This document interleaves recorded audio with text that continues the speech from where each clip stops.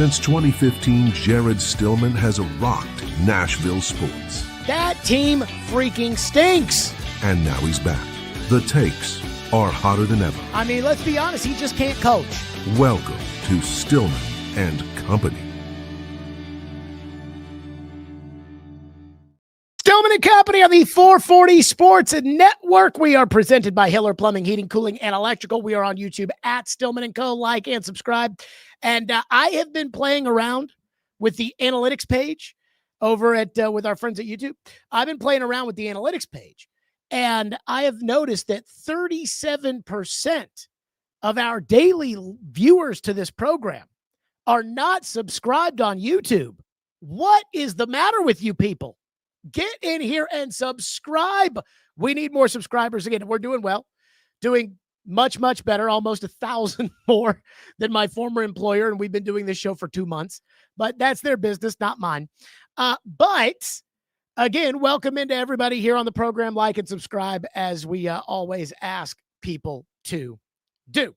So I want to start today's program on kind of a continuation of what yesterday was the big topic, which is Mike Borgonzi's press conference and kind of the admitting that the team stinks and hoping that the fans understand that there is a plan in place for them to one day put a competitive football team that is worth watching on the football field, which for some of us, I know, is very difficult to envision right now, and that includes me.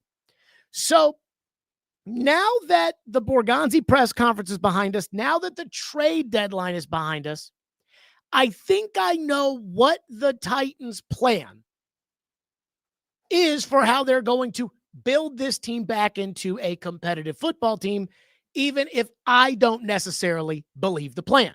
Yesterday, I talked at length about the fact that at least I'll give Mike Borgonzi credit. He's got a plan. It's not the kind of plan I would put in there, but it is a plan. Unlike, again, 2 seasons ago when they just signed a bunch of free agents, didn't have a right tackle, and didn't worry about who was going to wear the green dot and call the plays on defense and whatnot, and then just went out there and got their tails kicked every week. Albeit they have a plan, and they're getting their tails kicked every week now, so make of that what you will.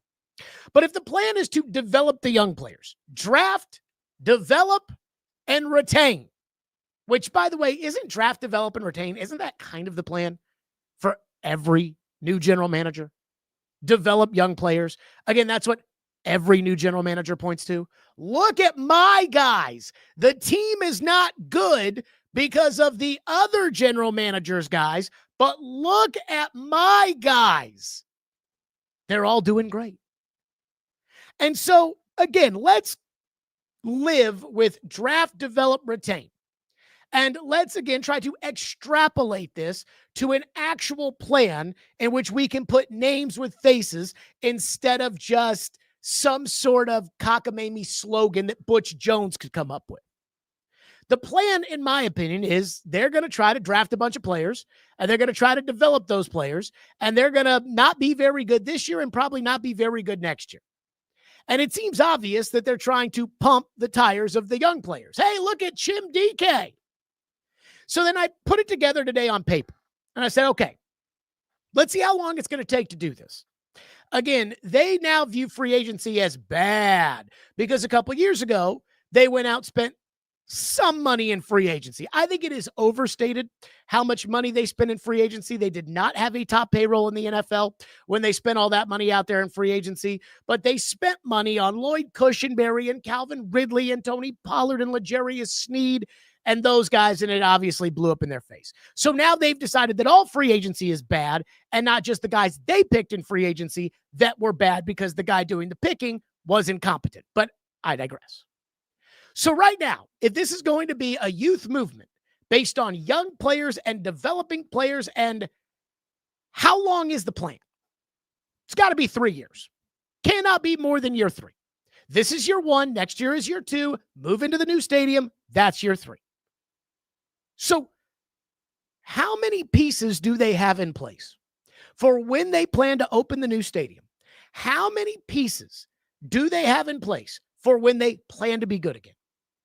And so I put out a chart this morning. Here you go. Number 1, they have the quarterback, Cam Ward.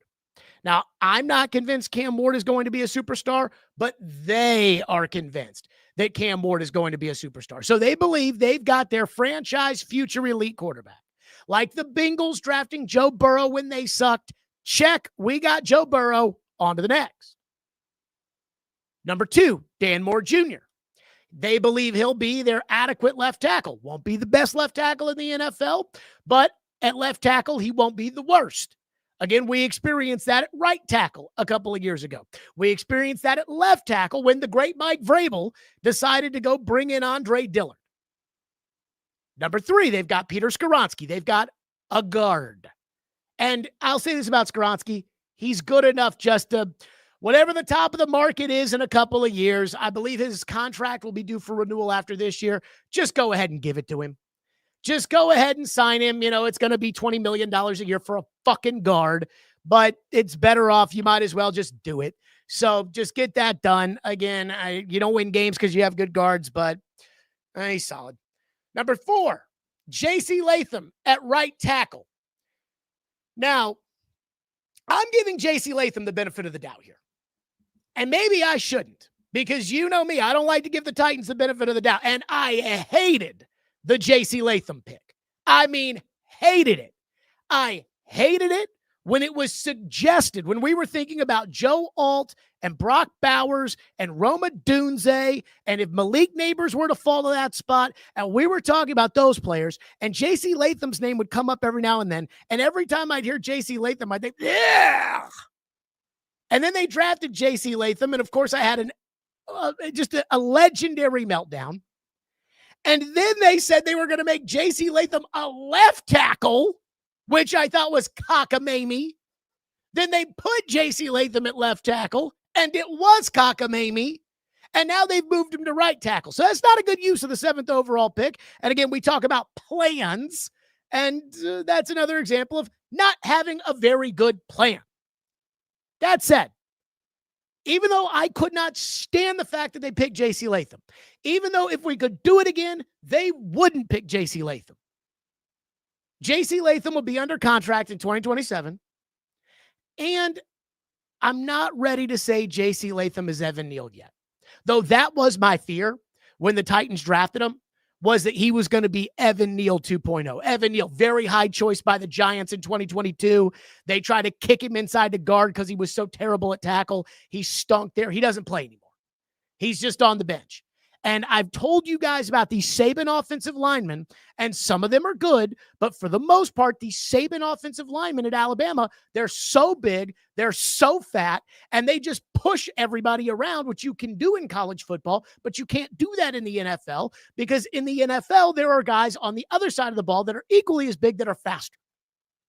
So I don't know if it's going to work with J.C. Latham. I wouldn't pick J.C. Latham if I could do it over again. They wouldn't pick J.C. Latham if they could do it over again. But I think J.C. Latham should be fine. So at right tackle, there. So you got Ward, Moore, Skoronski, and Latham. Those are 4 starting caliber players. Who else? Who else on offense is a legitimate NFL starter who will be on this team in 2027? There are 2 other guys I put on the list, not because I think they're going to be starters, but because I think they could be starters. If they have to be starters, you'll still probably be bad. And that's Chimere Dike, who I think could be a starting number 2 receiver, a la Justin McCarron's, and Gunnar Helm, who I think is a backup tight end. I think he's a solid backup tight end, but I think he's a backup. So on offense right now, you've got 4 starters, which means you will need a running back, a center, a number 1 wide receiver, and I mean a number 1. I don't mean, hey, Alec Iomanner's made a couple of nice catches. I'm talking about a number 1 receiver. I'm talking about Jamar Chase, Justin Jefferson, CD Lamb, that kind of player. And you're going to need a number 1 tight end. And you know how much I think a number 1 tight end is incredibly important to a young quarterback.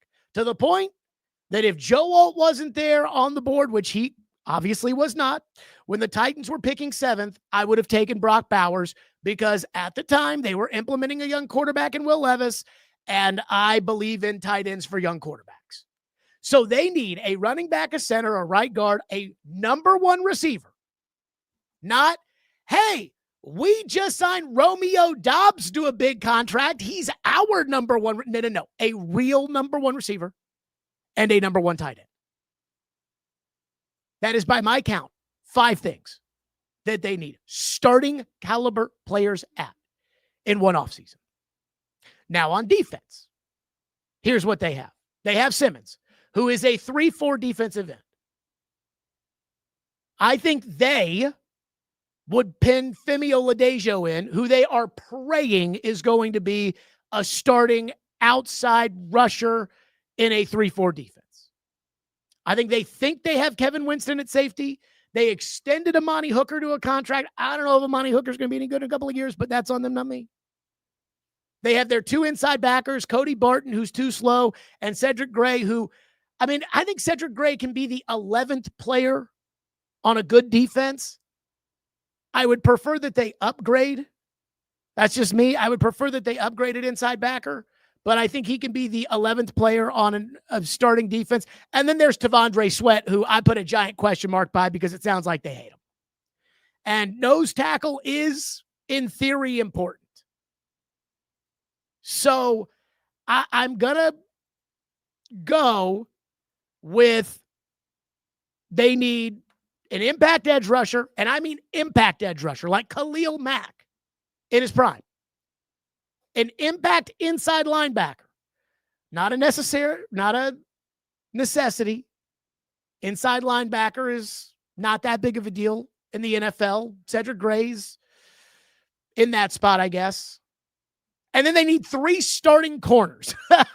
Like they need 3 starting. And this is, of course, adding in depth pieces that you're going to need every year.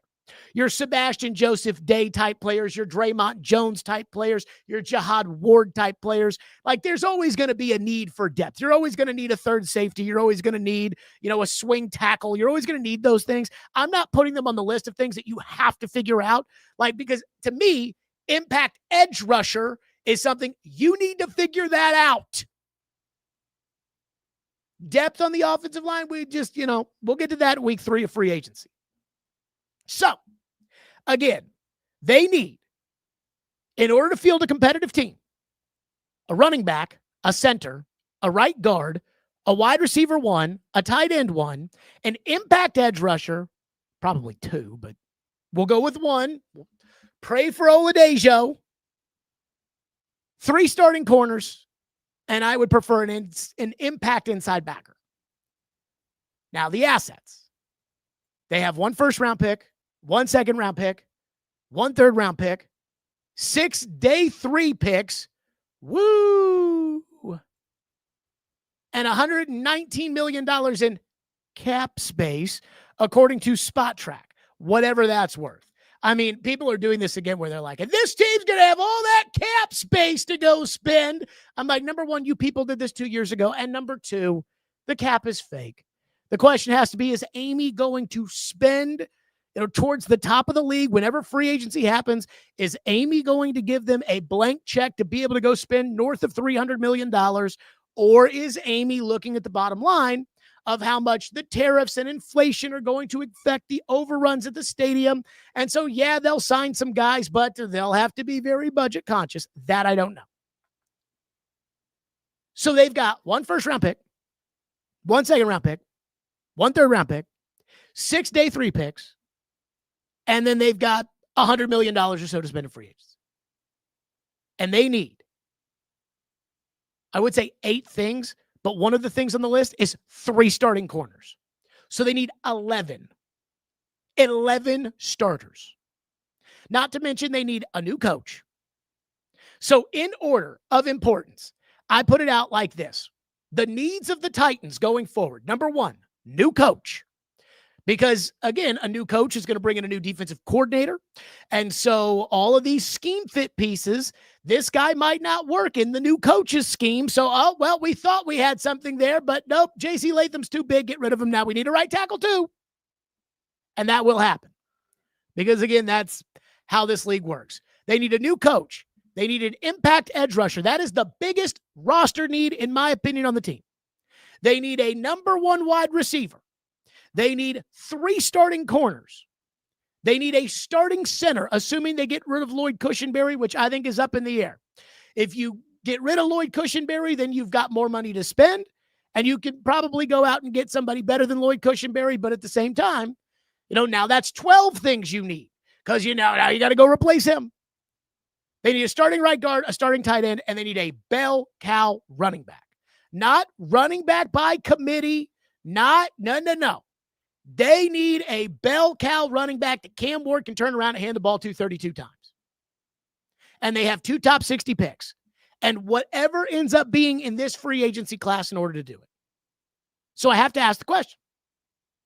Can they get all of that in one offseason?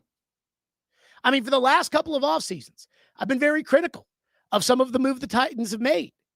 And people will say, but Jared, you can't expect them to fill all their holes in one offseason. Well, how many off seasons do we need? Because last off season counted as an off season. And now we have this off season. And again, this time last year, we didn't think they were going to need 3 new starting corners because we thought Jarvis Brownlee Jr. would be able to be one of the 3 starting corners. Well, I guess that didn't fit. And this is where I'm skeptical of Mike Borgonzi. And this is where I'm skeptical of the plan. And I'm skeptical of the idea that the Titans are actually going to be able to build this back and that this won't be some constant bartering for more time. Because it sounds good to say, hey, look at our rookies. We have Chimere Dike playing well. Chimere Dike doesn't even have 200 yards receiving for the season. The season is halfway over. He doesn't have 200 yards for the season. So how are they going to get all these things? And some people assume that, hey, they'll just have a top pick in this upcoming draft and they'll trade it and they'll get a bunch of, okay, great. So I'm saying you need a number 1 receiver. You need a number 1 edge rusher. And I mean a number 1. Well, normally those things are gone by about pick 7 in the draft. So if you want Ruben Bain, who is considered to be the top edge rusher out of Miami, well, you're not going to trade back and be able to get Ruben Bain. If you want Jordan Tyson, who seems to be the top wide receiver out of Arizona State in this year's draft, I don't think you're going to be able to trade back and get Jordan Tyson. So now that you've traded back, let's say to 8, now you're not getting Ruben Bain and you're not getting Jordan Tyson. So now it's more likely wide receiver 2, Carnell Tate, or David Bailey out of Texas Tech. Now, I don't know these players well enough to tell you, hey, this guy's really good, or hey, that guy's really good. I don't know those guys well enough to know how good a Ruben Bain is compared to a David Bailey. And that is something that we'll have to figure out.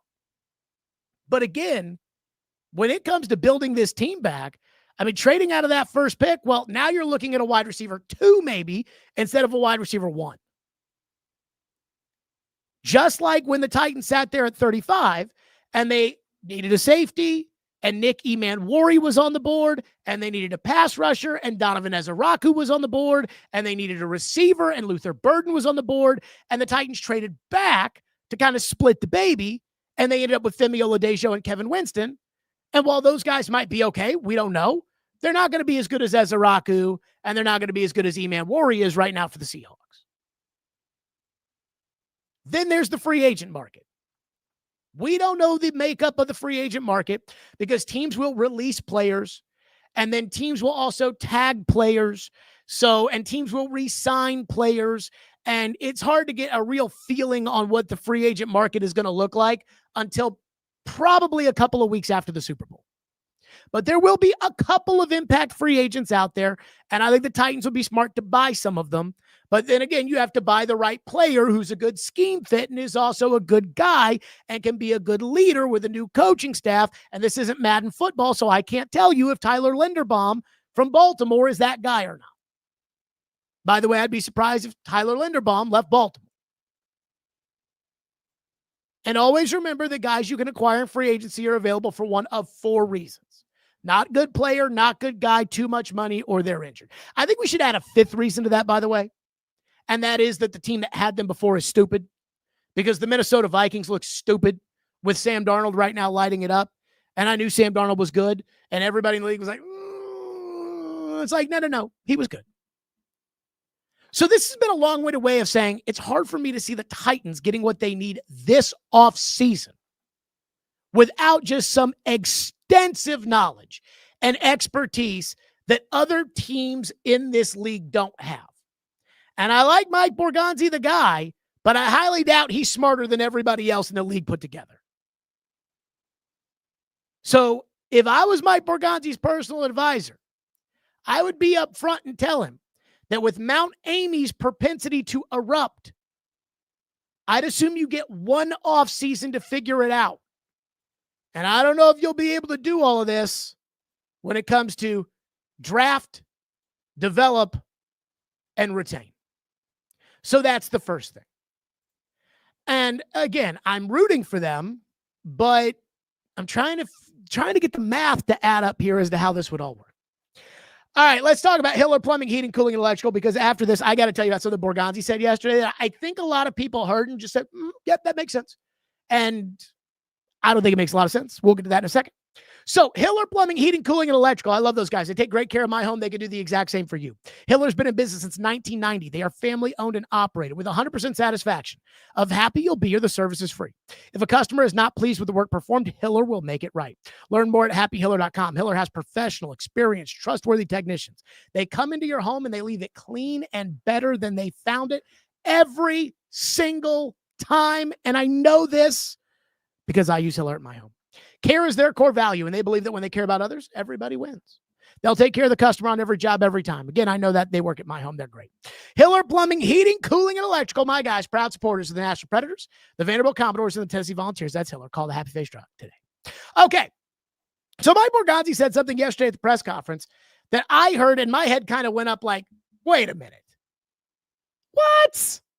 And that was in regards to what he's seen out of quarterback Cam Ward so far this season, which, of course, Cam Ward, we all know, has kind of struggled. The team has kind of struggled. And a lot of people have a lot of different reasons and excuses for why he struggled. But the reality is he's kind of struggled. And here's what Mike Borgonzi said about that yesterday during his press conference. Take a look. He looks like a rookie quarterback playing on, a team that had the number one pick last year. And he is he's developing, and he's developing with a lot of other rookies too as well, right? So we have two rookie wide receivers out there playing, Chim and Alec. We have Gunner playing out there. So they are learning together, and they're only going to be better because of it. And I have full confidence that Cam, because of his work ethic, because of his drive, that he will fix things that he needs to fix, just like every quarterback in this league, though. Okay. So that response right there that, hey, he looks like a rookie quarterback on a team that had the number one pick. Translation, he's young, he's learning, team sucks, don't blame him. And I thought to myself, is that true? Like, is that actually true that Cam Ward looks like the number one pick on the rookie quarterback on a team that sucks so bad that they got the number one pick? And I'm not sure that that is true. You know, the Athletic put up their all-rookie team yesterday, and Jaxson Dart is far and away QB1 of the rookie class. And according to Dane Brugler, Cam Ward is the runner-up by a scotch. And that's not a good thing. Brugler writes, quote, at the Athletic, that runner-up was a close call between Ward and Dylan Gabriel is not ideal for Tennessee. Through 9 starts, Ward has thrown more interceptions than touchdowns and has been sacked an NFL-high 38 times. There's plenty of blame to go around, including an inconsistent supporting cast and shuffling on the coaching staff. So far, though, the NFL version of Ward has been similar to what we saw on Saturday's last season, the passing instincts to rip lasers anywhere on the field, combined with a mix of reckless habits. And statistically, this looks bad, too, as far as Cam Ward is concerned. I mean, again, compared to Jaxson Dart, when you look at those two, Jaxson Dart has double the touchdowns. He has 10, Ward has 5. He has half the interceptions. Dart has 3, Ward has 6. And his QBR is almost 40 points higher than Ward's. Dart is 60.8. Ward is 23.9. And Jaxson Dart has done all of this with 120 less passing attempts. The Giants also have been without Malik Neighbors for pretty much most of the year. And while I know people love to say, well, you can't compare these situations. I mean, the Giants last year, they had the number 3 pick. So when Mike Borgonzi says Cam looks like a rookie quarterback on a team that had the number 1 pick, the Giants and the Titans were roughly in the same boat last year until the Giants won a meaningless game against Indianapolis some way and somehow. The Giants are a bad team. The Giants have a bad coach. So that rookie quarterback, Jaxson Dart, looks better than this rookie quarterback on what I think we would agree were roughly equally bad teams a year ago. And then again, I kept thinking about what Mike Borgonzi said, which again, I'm going to say is an excuse when he says, hey, he looks like a rookie quarterback on a team that had the number 1 pick. And everyone's like, yeah, that's true. So over the last 10 years, I looked it up this morning. I have taken the other rookie quarterbacks on teams that have earned the number 1 pick and drafted a quarterback. So if you didn't earn the number 1 pick, you traded into it, it doesn't count. So over the last 10 years, there are 5 teams that earned the number 1 pick and picked a quarterback. Jared Goff was traded into, doesn't count. Bryce Young was traded into, doesn't count. Caleb Williams traded into, doesn't count. Those 5 are Jameis Winston, Baker Mayfield, Kyler Murray, Joe Burrow, and Trevor Lawrence. And I looked at each one of them, and I said, okay, let's compare them all. Let's take their records, let's take their touchdowns to interceptions, and let's take their QBR.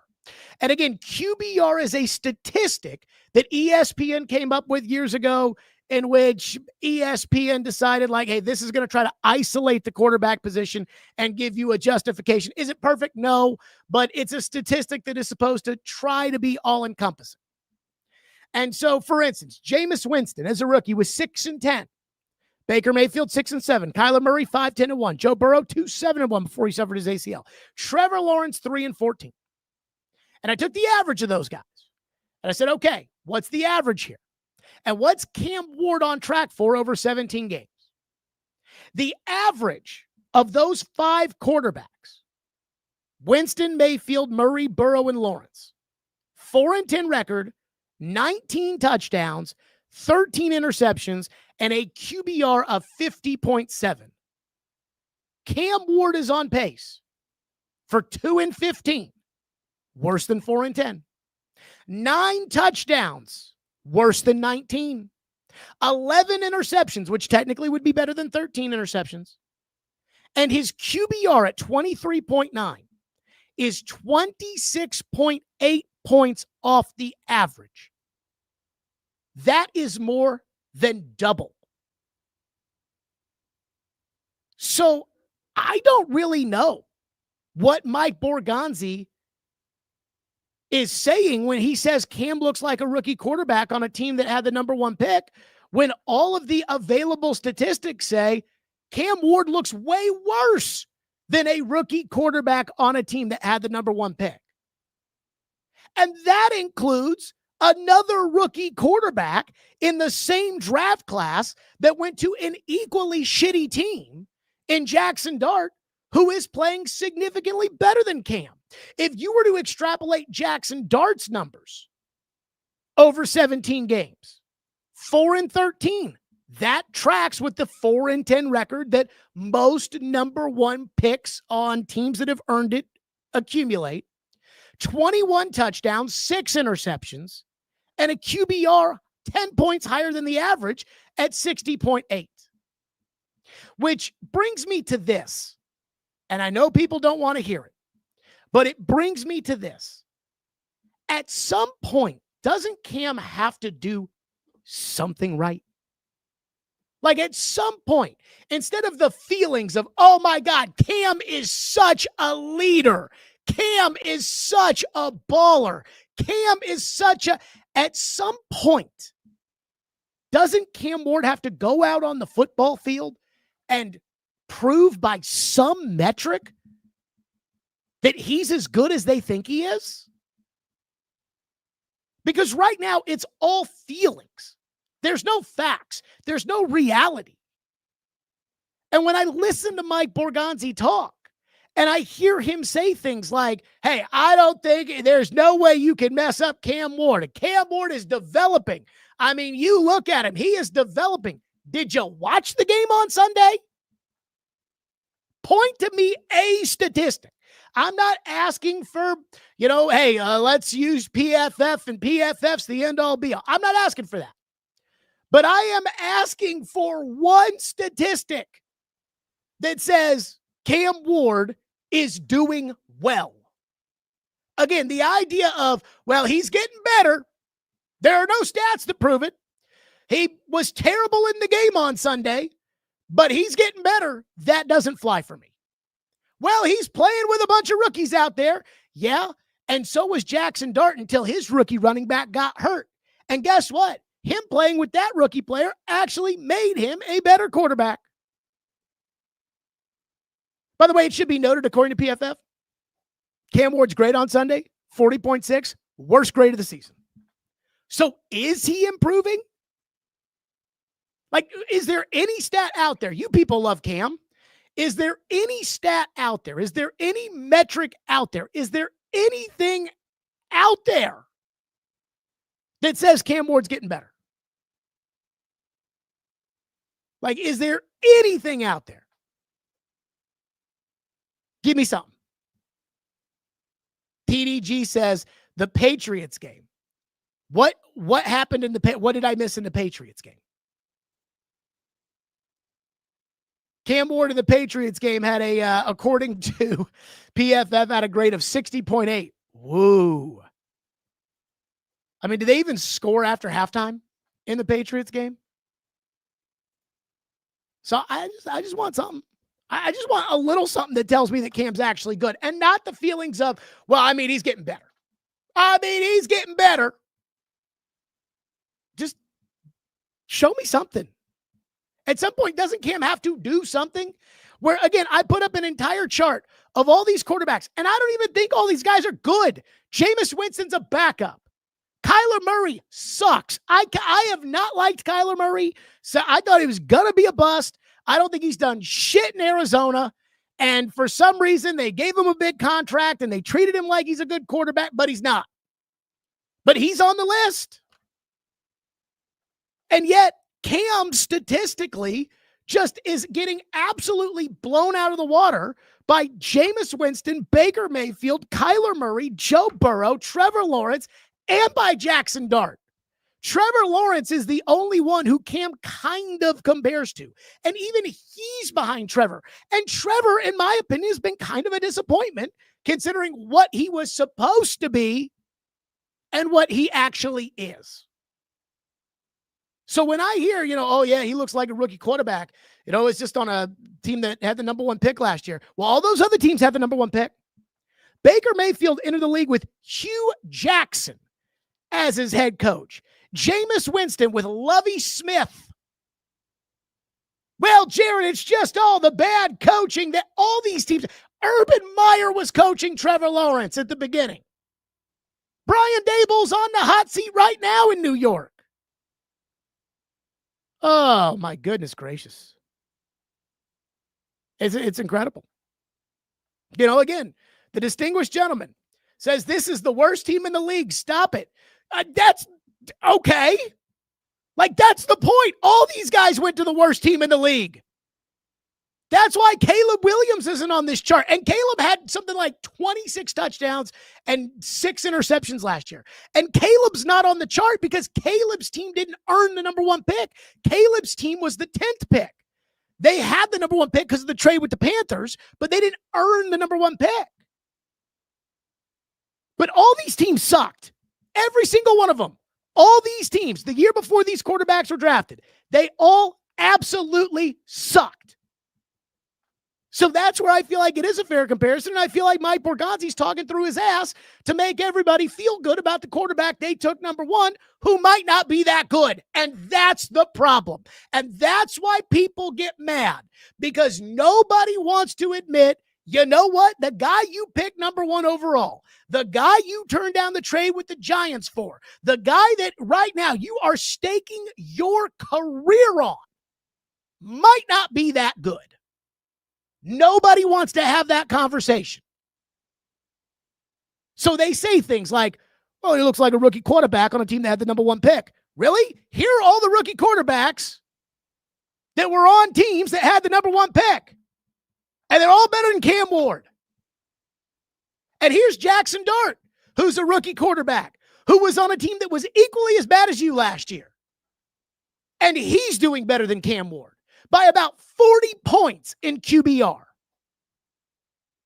Sounds nice to say it. It's a good excuse today. But I need some sort of fact, not a feeling, a fact that shows me that Cam Ward's actually getting better, or that Cam Ward might actually be that good. That's all I ask. We'll get to some of your reaction here on the program, because I do want to get to YouTube TV versus ESPN. But Richard says, he said Ward is playing like a rookie on a team that picked first overall, which is a true statement. He didn't say they got their Joe Burrow. I mean, again, what are we trying to parse here? Is he saying that he looks like Achilles Smith when Achilles Smith went to the Cincinnati Bengals? Like, I'm trying to figure out here. What are we trying to parse? You know, again, when he said he looks like a rookie quarterback who's on a team that went to the number one pick, he's telling you he looks like a young quarterback who's doing just fine. It's not his fault. You'll see. John Elway was the number one pick, and eventually they got good. And Peyton Manning, he was the number one pick, and eventually they got good. And that's what's going on here. That's what he was saying.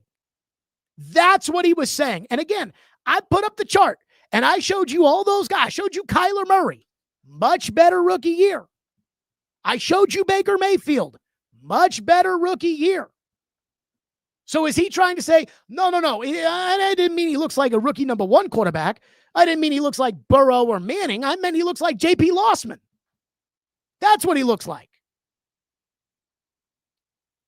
So if you're trying to parse that to say that, no, he didn't mean that this guy's their franchise quarterback. This guy, if he got up there yesterday and he said, you know, now that we've had Cam on a team for the last 9 games, I've realized that he's not really that good. We should have picked Jaxson Dart. We should have made the trade with the Giants. It wasn't a good pick. Cam is probably at best going to end up like Kyler Murray, and Kyler Murray's not very good either. So I know I took the job with the number one pick and I completely fucked it up. Well, then he would be fired. And so he's not going to do that. But again, I need something better than, you know, look, he's playing with all the rookies. Yes. And the second best rookie, Dike, doesn't even have 200 receiving yards. Woo. Crazy. War Kitten says, all these needs the Titans have, and we know what the Titans will do. Sign a 10-plus year veteran at wide receiver who is way past his prime. You know, I don't know what they're going to do. They're going to need to probably, if they need 11 things, they're probably going to need to add about 6 of them via free agency or trades. And probably 4 of those 6 are going to have to be big deals that work out. Like 4 of those 6 are going to have to be the DeMarco Murray trade, signing Ben Jones, you know, those kind of core additions. Now, again, it's almost like the draft. Not every free agent signing you make is going to work out for one reason or another. Some guys aren't good scheme fits. Some guys are injured and you don't know it. Some guys are bad guys. Some of them are L'Jarius Sneed, which it seems like is all of those things. But you're probably going to need to nail 4 core pieces in this year's free agency. And that's really hard to do. Really hard to do. Kelsey says your reaction to the Latham pick on draft night was classic. I mean, I remember I left my house that day and I heard Caroline say on the midday show, she was like, what are the odds Jared's going to have a meltdown tonight? And I was like, they're going to have a meltdown. They're going to pick Joe Alt.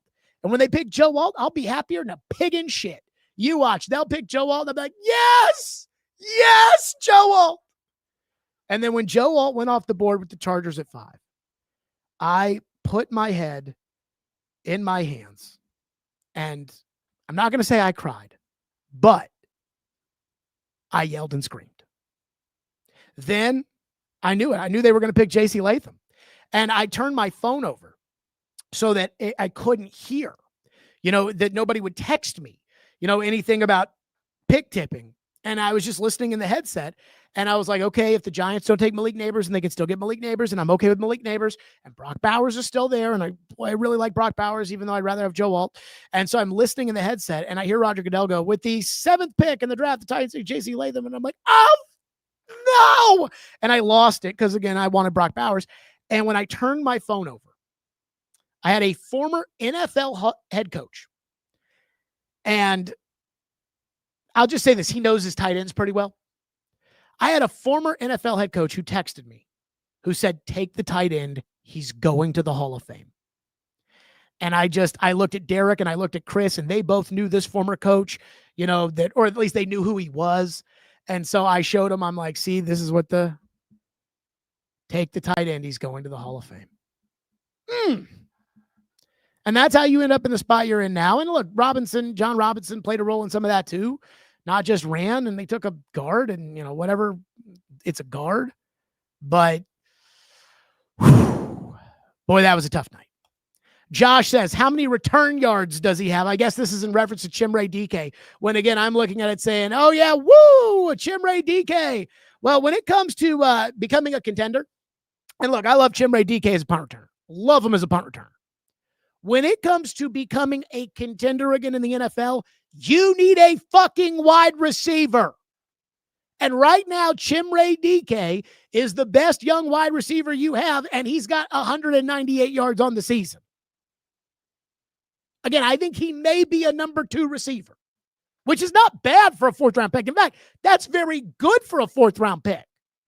He reminds me of Justin McCarron's, who was a very good 4th-round pick, who ended up being a really good player the year that Steve McNair won the MVP. He was a great role player the year that Steve McNair won the MVP.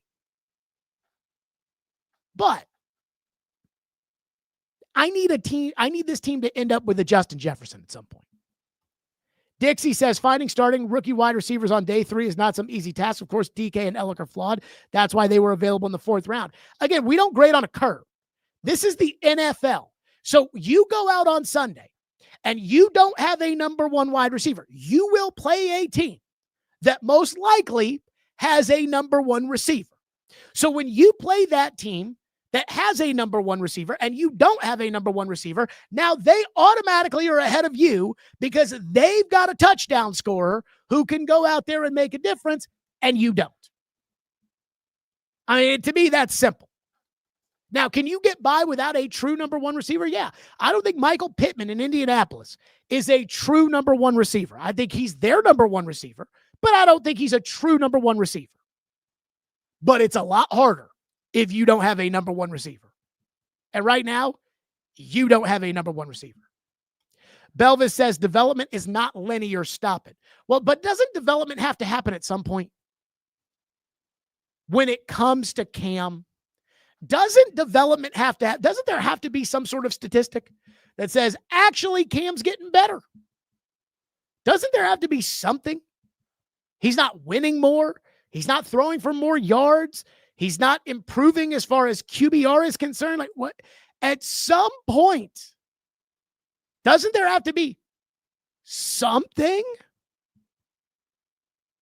Just a little something? And that, apparently, some people say no. Apparently, some people say no, including the general manager who just said, hey, that's he's a young quarterback. He's a young quarterback who's, he's on the team that looks like they had the number 1 pick last year. I mean, great. But all the other quarterbacks on teams that had the number 1 pick played better. That's just me. All right, let's get to this YouTube TV versus ESPN nonsense. And I say nonsense. This is actually pretty important. So I will tell you that for a lot of us, including me, the YouTube TV ESPN dispute has affected my life more than the government shutdown has. Now, at some point, the government shutdown will affect my life too. And it's affecting a lot of people's lives, as is the YouTube TV ESPN dispute. And now they are entering week 2 of us getting no college football and no Monday Night Football on YouTube TV. So let me say this. Number one, it has not affected me that much because I have backup plans. You know, this has happened before, and this will happen. This has happened with pretty much all the networks. DirecTV last year at the beginning of the football season lost ESPN. So this happens. And I have a backup. If something were to happen, you know, to my cable provider, here's where I go. But I understand most people aren't like that. So my first thing is I hate this. I hate this for me. I hate it for a lot of you. I just want to watch the games. And I don't care about the negotiations between YouTube TV and ESPN. I'm not going to a website to tell YouTube TV that I want ESPN. They have all the data. They know how many people watch it. So when you're like, go to keepmynetworks.com and tell them you care, they know who cares. It's a digital channel. They get all the numbers. They know exactly how many people are watching ESPN. So I don't care about their negotiations. I'm not getting in the middle of their negotiations. I just want to watch the games, and I feel like most people are like that. The second thing, if YouTube TV has 10 million subscribers, then I think more than half of them have to be sports fans, because it feels like everybody is dealing with this bullshit between ESPN and YouTube TV. Now, I saw that they're the third biggest cable network in the country behind Comcast and Spectrum. You know, there's a lot of these local ones out there that dominate regions, like Cox is big, I think, out in Louisiana and stuff like that. And I'm not an expert exactly on who runs what, but 10 million subscribers is a lot. And I believe that the others are like 15 and 12 million subscribers. So YouTube TV is probably nipping at their heels more than people think. So there are a lot of people who are not getting the games that are on ESPN. Number 3, as a YouTube TV subscriber, the only thing I really care about is when the price goes up, which feels like happens about twice a year.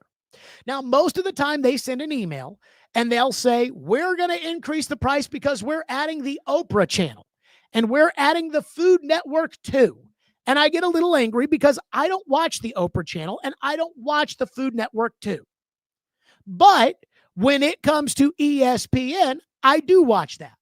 And so I am anticipating that the end result of this is going to be the people that have YouTube TV are going to have to pay more every month because ESPN is going to want them to pay more. And I blame ESPN for that more than I blame YouTube TV.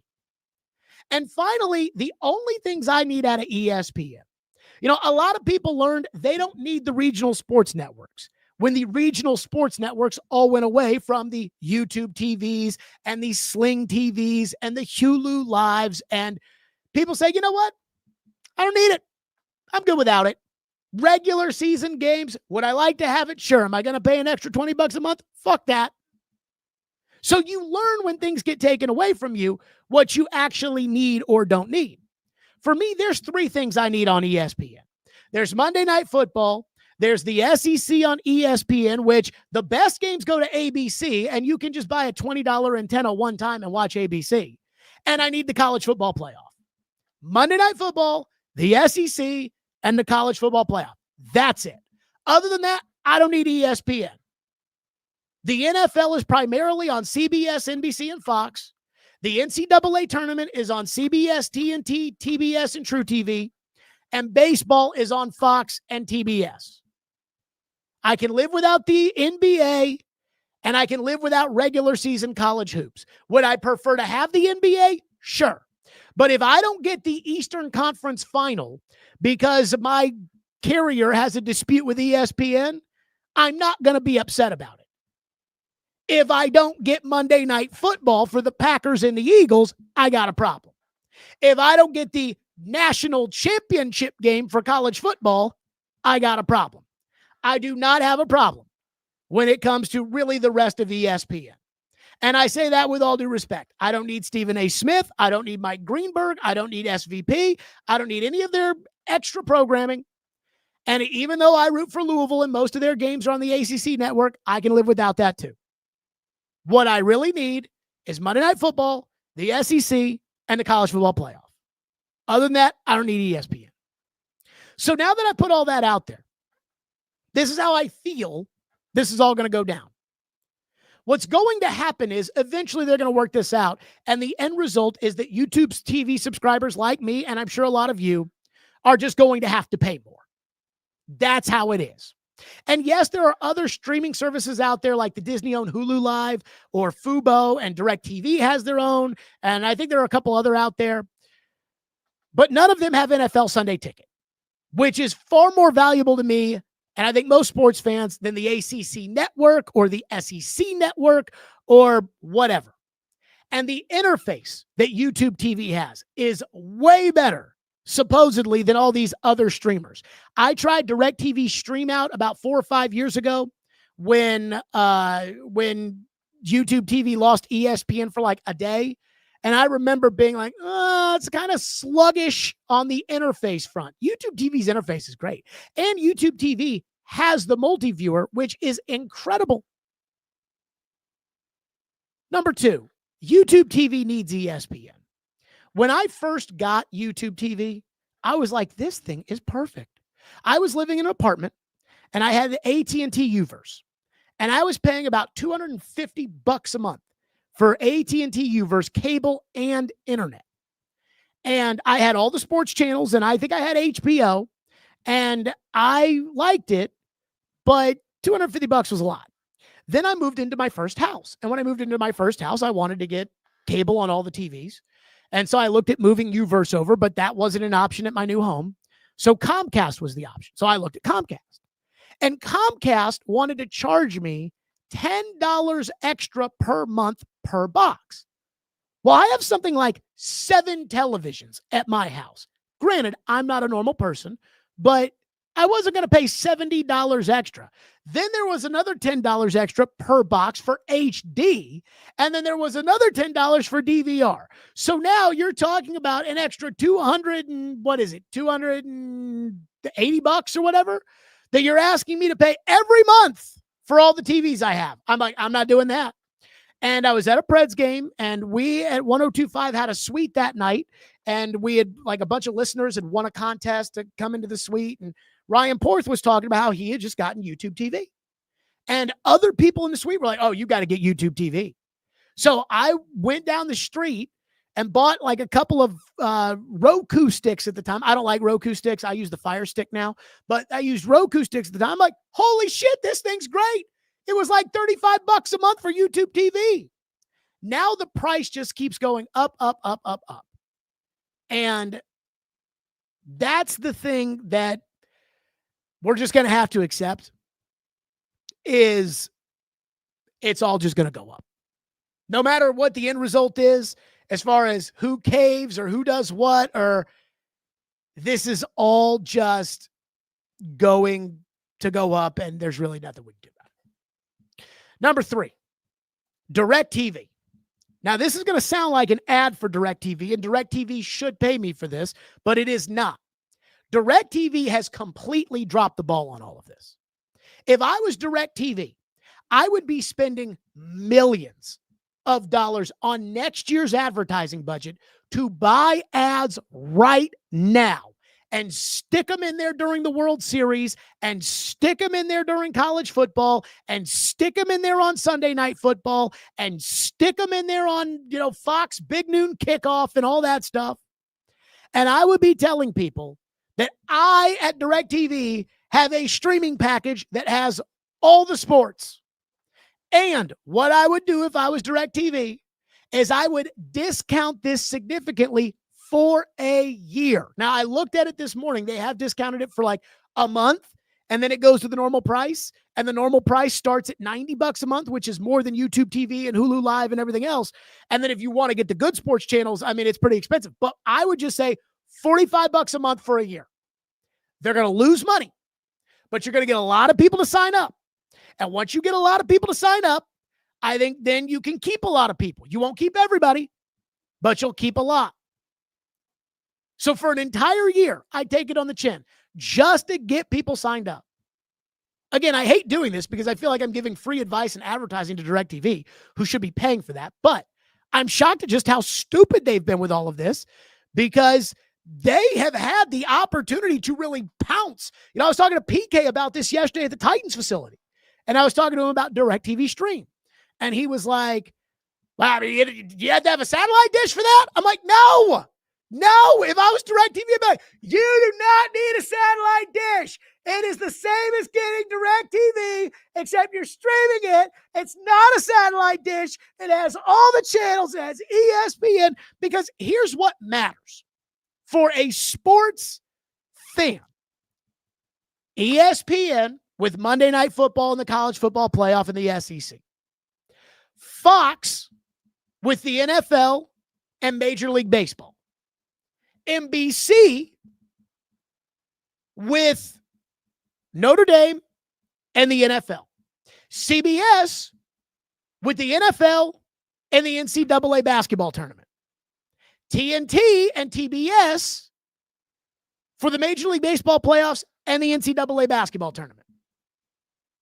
And once you get that, everything else is just extra. I mean, I like the NFL Network. I don't have to have the NFL Network. The other stuff, I mean, again, whatever. But what you need is the NCAA basketball tournament, the NFL, the college football playoff, and the SEC. And baseball. That's what you need. And a lot of these just don't have, like ESPN and Fox have a streaming package. That's great. Come NCAA tournament of the Masters, what you going to do? Sunday Night Football? Not on it. So if I was DirecTV, I would be yelling and screaming. I would be saying, go do us. And if you join now, $45 for a year. Now, we'll lose money doing that, but we'll pick up a shitload of subscribers. And I think a lot of people will stick when the price goes up full price in a year. Not everybody will, but some will. But again, when it comes to when it comes to all this streaming and everything else, I mean, the end result is we're all going to have to pay more. And this was inevitable once cord cutting became a thing, because for years people were like, why am I paying for the Oprah Winfrey Network? I never watch it. And this is why. Because the alternative is that you pay for everything individually and then you have to pay more for what you do watch. Which is why ESPN is desperate to get your local NHL and MLB digital rights. Because instead of, everybody paying $5 for cable in order to get, $5 per channel to the RSNs or whatever, and so everybody gets the baseball games, they want you to pay $30 a month to them. So you have to pay more. That's why they want the local rights. They don't give a rat's ass about Sunday Night Baseball anymore. And then the other thing, if I were these networks, I'd get my interface up there with YouTube TV, because YouTube TV has a great interface, has a great multi-view. It is reliable. It's got good DVR. And if I'm going to another one and I'm trying to use it and I've got the remote in front of me and I'm like, fuck, it won't work, it would drive me insane. And I would tell people, go buy one of those antennas. You can buy them on Amazon for like $18. You only need one where you watch your main TV just in case this happens again. You'll have pretty much the main networks that carry the best football. So with that, it's time now for the Thursday night sermon as we kick off our week. Boy, it is exciting to be back here with the Thursday night sermon. I was sitting there today thinking to myself, oh my God, it is Thursday. And so we start right here, the Thursday night sermon. We've reached the midway point of the NFL season, and PFF has released their midseason awards. And do you see who the most valuable player in the National Football League is at the midway point, according to Pro Football Focus? Sam Darnold, the Sam Chi's quarterback of the Seattle Seahawks. Hate to say I told you so for the 1 millionth time when it comes to Sam Darnold. But can I say this? Not even I thought Sam Darnold would be this good this fast in Seattle. And to think that if Sam was on a team like the Titans, he'd look like the New York Jet Sam Darnold is ridiculous. A lot of people seem to believe that, but it's not as if the Seahawks were in the Super Bowl last year. I need to remind people that the last time Sam Darnold played in New York was 5 years ago, when Ben Roethlisberger was still in the Steelers and Tom Brady was still winning the Super Bowl. Aaron Rodgers was league MVP, and Russell Wilson was worth 2 first-round picks, 2 second-round picks, and a former first-round pick and former second-round pick. Guys, it's time to admit, Sam Darnold is good. Doesn't matter who the coach is, he's got a different coach this year. His coach last year didn't make the playoffs and is a defensive head coach. The offensive coordinator got fired from the Saints. Doesn't matter who the receivers are. He's 24-8 in his last 32 starts across 4 teams. And in those 4 teams, he's had 5 head coaches. It's time to admit, and it's okay, it's time to admit Sam Darnold is good. Not, well, he's good in the right situation. No, he's good, period. Can I get an amen? Number 2, another drum I've been beating for years is that I think Kyler Murray stinks. And I have never understood the Kyler Murray phenomenon. He had, over his 6-year career so far, what? A good half season in Arizona? And yet Arizona gave him the big contract, and they have treated him like a franchise quarterback with the elite talents to lead them to the promised land. And what has that gotten him? A last place finish pretty much every year? I have never understood the Kyler Murray thing. And apparently, Arizona has decided they don't understand it anymore either, because they've made it clear they're moving on. The loss to the Titans, I guess, was the final straw. They haven't said it, but they're saying it. And Kyler will go somewhere else, and he'll probably start next year. And he'll probably be a reclamation project who looks much better than he ever did in Arizona. But I never got why Arizona fell so in love with Kyler Murray. A short quarterback with one elite trait, his athleticism, who never, ever seemed to win games, and apparently needed a clause in his contract to get his ass off the video games. Other than the fact that they picked him number 1, I have no idea why, through a regime change, they stuck with him as long as they have. He was never that good. Can I get an amen? Number 3, the Fox Game of the Week this week features the Rams and the 49ers. And if you'll remember, Mac Jones, like a born-again virgin, became a born-again starting quarterback against the Rams earlier this year on Thursday Night Football. I've always liked Mac Jones, felt like he got a raw deal in New England, but the truth is, Kyle Shanahan and Mac Jones need to sit there and pray for a Daniel Jones Super Bowl championship or a Sam Darnold or Baker Mayfield Super Bowl title, because next year's Daniel Jones, next year's Sam Darnold, next year's Baker Mayfield looks like Mac Jones. And here's the kicker. Kyle Shanahan demanded that Mac Jones sign a 2-year contract this year. Mac Jones only wanted to sign 1, but Kyle got it. And so Mac is due $2.8 million in cash next year. Hey, Jonathan Gannon in Arizona, who's going to be on the hot seat, or Miami, who wants to move on from Tua, or New Orleans, or anybody else. If you want to get next year's Daniel Jones, you won't just be able to sign him.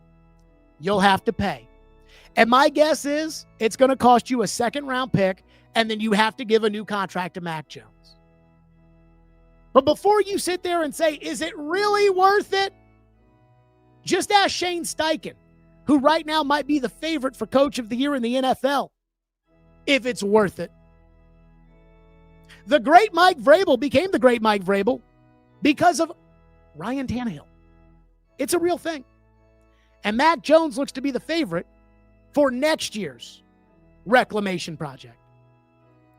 And finally today, Bud Adams was named as a finalist for the Pro Football Hall of Fame. This is not the first time that's happened. Good for him. He should have been inducted into the Pro Football Hall of Fame long ago. But Bud Adams won't make the Hall of Fame. And he won't make the Hall of Fame because the NFL puts in one quote-unquote contributor every single year. Robert Kraft is up for the award, and he's got 6 Super Bowls. Rune Ardeledge is up for the honor, and he founded Monday Night Football. The reality is all of these guys deserve to be in the Hall of Fame. And the Pro Football Hall of Fame has this weird holier-than-thou mentality that really only the players and the coaches deserve it. But if there are no Bud Adamses out there that pass on the right for Joe Namath so that the New York Jets can draft him and save their franchise and save AFL football in New York, then there is no NFL. So I think it is ridiculous that we have a league where Steve Hutchinson is in the Hall of Fame or Edgerrin James is in the Hall of Fame. We can have the NFL the way it is today without Edgerrin James, who was a fine player, but we can live without Edgerrin James. You can't live without the AFL-NFL merger. And Bud Adams was a critical part of that. You cannot live without the founding of the American Football League, which Bud Adams was a co-founder. We don't have the game we have today without Rune Ardeledge's Monday Night Football. And yet we only let one of those guys in every year? It's bullshit. It's bullshit that Edgerrin James is in the Hall of Fame and Robert Kraft is not. That's it for us, everybody. Great show today. Like and subscribe as you always do. Can I get an amen?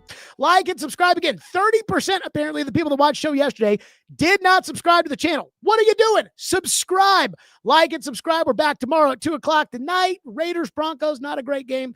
I will take the Broncos tonight because I think the Raiders stink. So that's it for us. Stillman and Company. We'll see everybody tomorrow, 2 o'clock.